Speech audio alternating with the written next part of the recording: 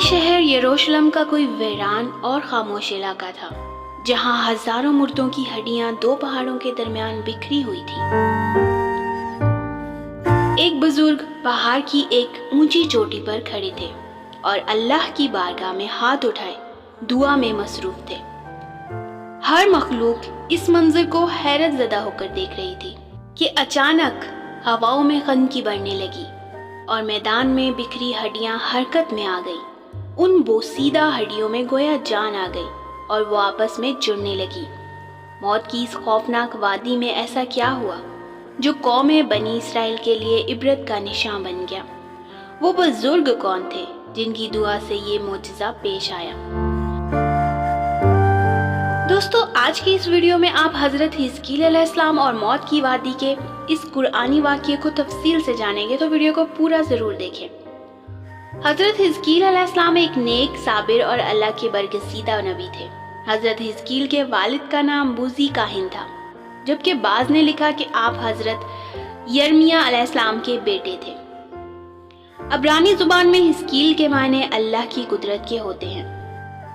दोस्तों, बाज़ उलमा ने कुरान पाक में मौजूद नाम ज़ुल्कफ़िल को हज़रत हिजकील का दूसरा नाम करार दिया है।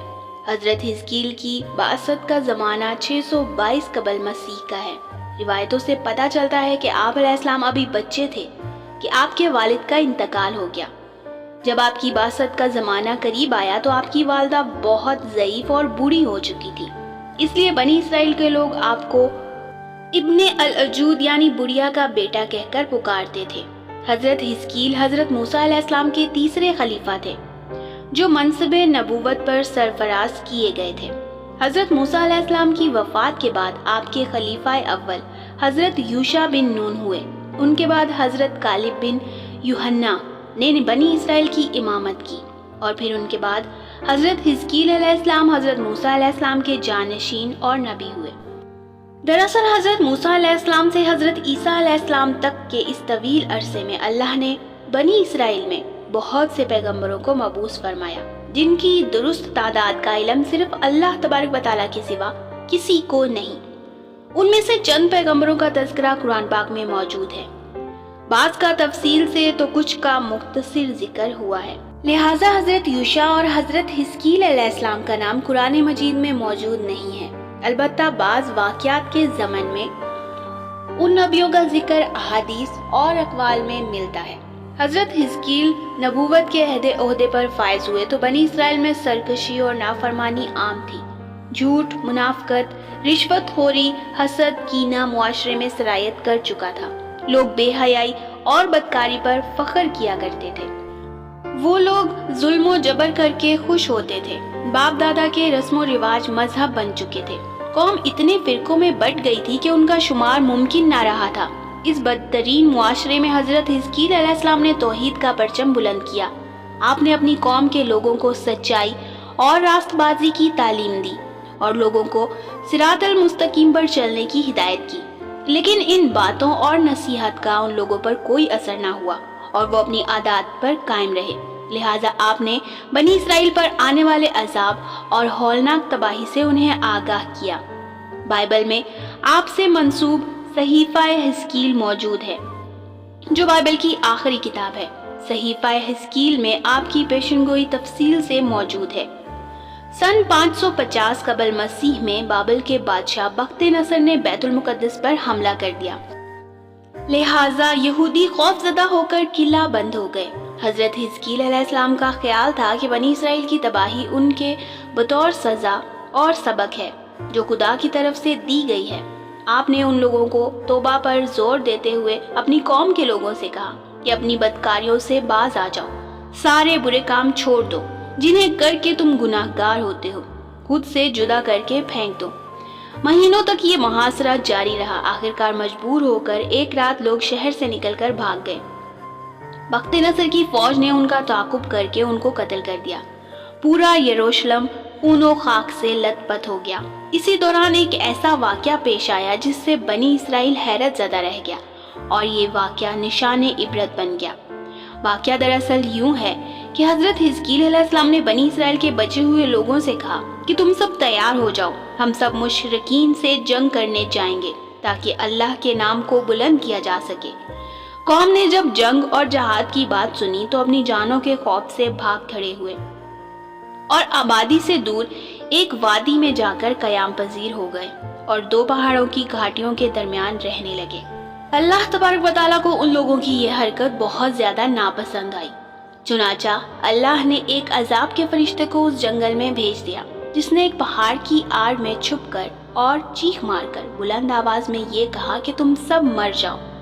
اس بھیانک چیخ کو سن کر سب کے سب لوگ وہیں مر گئے۔ ان لوگوں کی تعداد 70,000 تھی۔ ان مردوں کی تعداد اس قدر زیادہ تھی کہ لوگ ان کے کفن دفن کا کوئی انتظام تک نہ کر سکے، اور ان مردوں کی لاشیں کھلے میدان میں بے یار و مددگار یوں ہی پڑی رہ گئیں۔ کچھ عرصے بعد یہ لاشیں اسی طرح پڑی رہنے کی وجہ سے گلنے سڑنے لگیں، جس کی وجہ سے بے انتہا بدبو پیدا ہو گئی۔ کچھ لوگوں نے ان کی لاشوں پر رحم کھا کر چاروں طرف سے دیوار اٹھا دی تاکہ یہ لاشیں درندوں سے محفوظ رہیں۔ کچھ دنوں کے بعد حضرت حزقیل علیہ السلام کا اس جنگل سے گزر ہوا تو اپنی قوم کے ان لوگوں کو موت ناگہانی اور لاشوں کو دیکھ کر ان کا دل رنج و غم سے بھر گیا۔ آپ دیدہ ہو گئے اور اللہ کی بارگاہ میں دکھ بھرے دل سے دعا مانگنے لگے کہ یا اللہ، یہ میری قوم کے افراد تھے جو اپنی نادانی سے یہ غلطی کر بیٹھے کہ موت کے ڈر سے شہر چھوڑ کر جنگل میں آ گئے۔ یہ سب میرے شہر کے باشندے ہیں، ان سے مجھے محبت ہے، یہ لوگ میرے دکھ سکھ کے شریک تھے۔ افسوس کہ میری قوم ہلاک ہو گئی اور میں اکیلا رہ گیا۔ اے میرے رب، یہ وہ قوم تھی جو تیری حمد و ثنا کرتی تھی اور تیری توحید کا اعلان کرتی تھی۔ حضرت حزقیل علیہ السلام بہت دکھی دل کے ساتھ دعا میں مشغول تھے کہ اچانک آپ پر یہ وحی اتر پڑی کہ اے حزقیل، آپ ان بکھری ہوئی ہڈیوں سے فرما دیجئے کہ اے ہڈیوں، بے شک اللہ تم کو حکم فرماتا ہے کہ تم اکٹھا ہو جاؤ۔ یہ سن کر بکھری ہوئی ہڈیاں حرکت میں آئیں اور ہر آدمی کی ہڈیاں جمع ہو کر ہڈیوں کے ڈھانچے بن گئے۔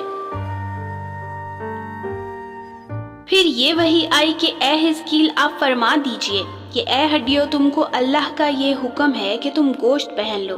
یہ کلام سنتے ہی فوراً ہڈیوں کے ڈھانچوں پر گوشت پوست چڑھنے لگا۔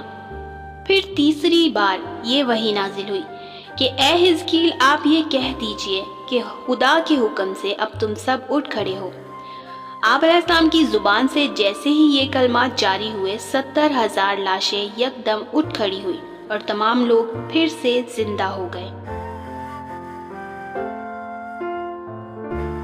پھر یہ سب لوگ جنگل سے روانہ ہو کر شہر میں آ کر دوبارہ آباد ہوئے اور اپنی عمر کی مدت پوری کی، لیکن ان لوگوں پر اس موت کا اتنا نشان باقی رہ گیا کہ ان کی اولاد کے جسموں سے سڑی ہوئی لاشوں کی بدبو برابر آتی رہی۔ چنانچہ یہ اثرات آج تک ان یہودیوں میں پائے جاتے ہیں جو ان لوگوں کی نسل سے باقی رہ گئے ہیں۔